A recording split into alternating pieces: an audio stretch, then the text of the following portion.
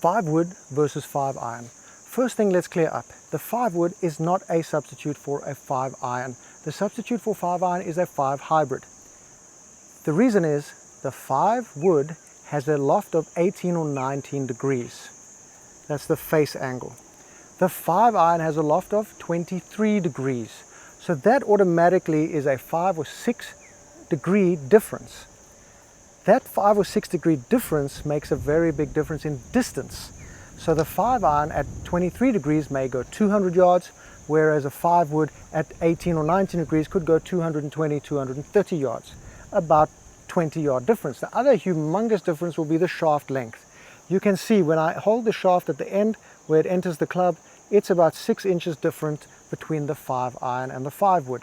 Not only is the shaft longer in the 5 wood, it's also made of graphite, so it's very light.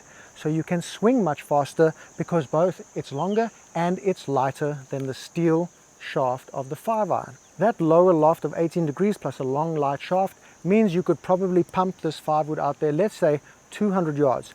With the same swing speed, you're going to hit a 5 iron probably 170 yards. 30-yard difference between the two.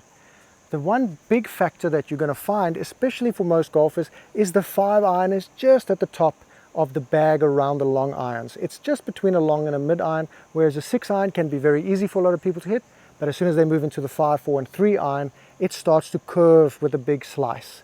And you'll find that it's much easier to hit the ball with a 5 wood than it is with a 5 iron. The tricky part with the 5 iron is it's just outside the mid iron, so while you could probably hit a 6 iron really well, your 5 iron may not work that well and could have a proclivity to go with a big curve like a slice. The funny part is that the 5 wood, despite having a longer shaft and lower loft, can actually be easier to hit.